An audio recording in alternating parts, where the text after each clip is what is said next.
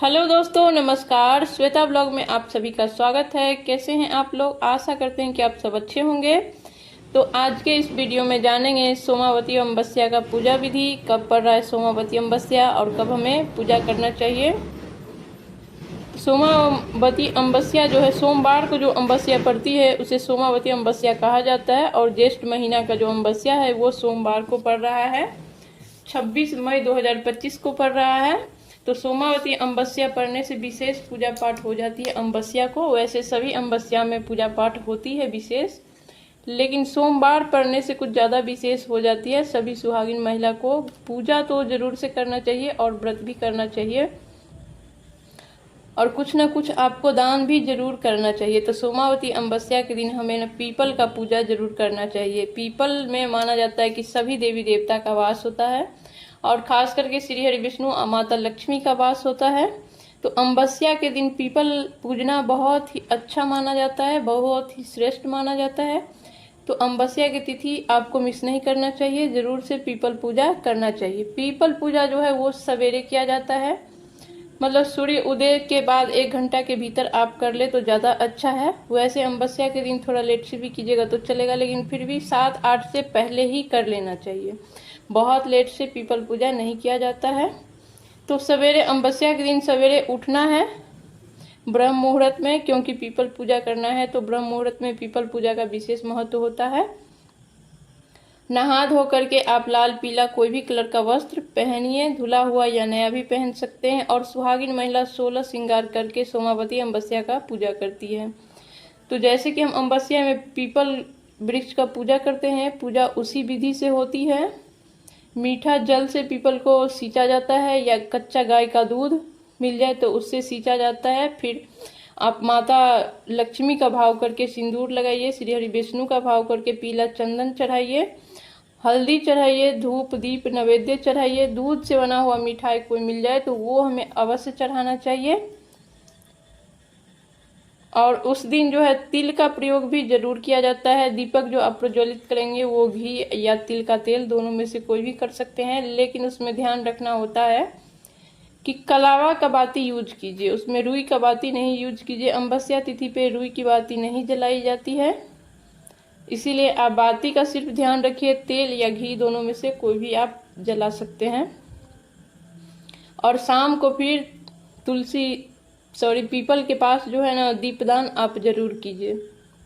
तो ये तो हो गई पीपल का पूजा। और उस दिन जो भोले बाबा का पूजा भी जरूर करना चाहिए और खास करके अक्षत और काला तिल महादेव को जरूर चढ़ाना चाहिए। महादेव बहुत ही जल्दी प्रसन्न हो जाते हैं और महादेव के भक्त को सभी तरह का जो है सुख प्राप्त होता है।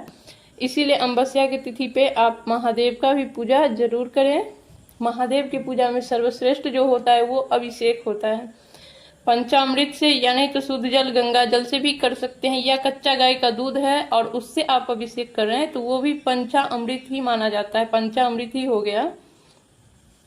तो आपको जिस तरीके का व्यवस्था हो जाए उस तरीके से कीजिए। अमावस्या तिथि पे अपराजिता फूल का जो माला होता है वो महादेव को चढ़ाना बहुत ही अच्छा माना जाता है। उससे जो है सुख समृद्धि की प्राप्ति होती है। तो उस दिन आप अपराजिता का माला का जो फूल का माला जरूर से चढ़ाइए महादेव को। और अगर पीपल का पेड़ नहीं मिल पाए तो आप तुलसी माता का भी पूजा कर सकते हैं। अमावस्या की तिथि पे तुलसी माता का भी उस दिन विशेष जो होता है पूजा होता है और सोमवार पड़ रहा है तो आप तुलसी माता का भी पूजा कर सकते हैं। पीपल में भी फेरी लगाया जाता है, फेरी लगाने का विशेष महत्व होता है। उसी प्रकार से आप तुलसी में भी फेरी लगा सकते हैं, कलावा से लगा सकते हैं, कोई कच्चा सूत है तो उससे लगा सकते हैं, या जो धागा आता है कपड़ा सिलने वाला उससे भी लगा सकते हैं। अगर इन तीनों में से कोई भी प्राप्त नहीं हो पाया तो आप कोई भी ड्राई फ्रूट ले लीजिए काउंटिंग के लिए कि आप कितना बार लगा रहे हैं। सर्वश्रेष्ठ होता है 108 बार, लेकिन 108 बार परिक्रमा करना आसान नहीं होता है।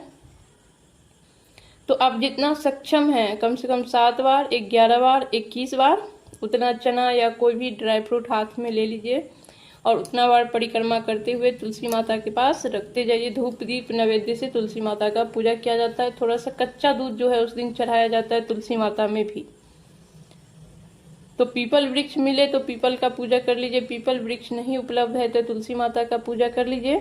और उस दिन जो है दहलीज पूजन का भी विशेष महत्व होता है। ब्रह्म मुहूर्त में सुबह में अगर आप उठ पा रहे हैं, क्योंकि ब्रह्म मुहूर्त में उठना जो है सबसे थोड़ा सा टफ होता है, तो आप सवेरे उठेंगे, अंधेरा रहेगा तभी दीप प्रज्वलित कीजिएगा, उसका महत्व होगा।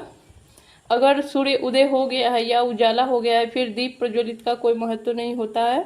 तो आप शाम को जो है ना दहलीज पूजन जरूर से कीजिए और थोड़ा विशेष कीजिए, क्योंकि शाम के समय माता लक्ष्मी और श्री हरि विष्णु पृथ्वी लोक पे भ्रमण करते हैं और जिनके यहाँ दहलीज पूजन हुआ रहता है, दीपक प्रज्वलित रहता है, उनके घर में वो प्रस्थान करते हैं, ऐसी मान्यता है। तो आपको उस दिन जरूर से करना चाहिए। जो भी आप घर में खाना बना रहे हैं वो थोड़ा सा जो है आपको जानवरों को जरूर खिलाना चाहिए अमावस्या तिथि पे, इससे पितृ प्रसन्न होते हैं। तो आप जो भी बनाएंगे वो थोड़ा सा जानवर को, कौवा कुत्ता को दे दीजिएगा। और गौ माता को खिलाने से माता लक्ष्मी प्रसन्न होती है। गौ माता में सभी देवी देवता का निवास होता है, तो गौ माता को आप जरूर खिलाएं और कौवा कुत्ता को खिलाइएगा, तो इससे पितृ प्रसन्न होते हैं। तो आपको दोनों को खिलाना है या फिर आपको जो मिल जाए, जो उपलब्ध हो जाए उनको खिलाना है। कुछ नहीं करने से अच्छा है कि कुछ तो करिए। और विशेष तिथि पे वैसे पूजा पाठ दान जो है वो प्रत्येक दिन सर्वश्रेष्ठ होता है, विशेष फलदायी होता है, लेकिन अच्छे मुहूर्त में शुभ समय में करना उसका 1000 गुना फल जो है बढ़ के मिलता है। इसीलिए अच्छे दिन का लोग इंतजार भी थोड़ा करते हैं कि उसी दिन करेंगे, और उसी दिन करना भी चाहिए तो ज़्यादा श्रेष्ठ होता है। तो कुछ इस प्रकार से था अमावस्या तिथि पे करने वाले सभी कार्य। आज का वीडियो यहीं पे समाप्त करते हैं, फिर मिलेंगे किसी नए वीडियो के साथ। तब तक के लिए नमस्कार और वीडियो देखने के लिए बहुत बहुत धन्यवाद।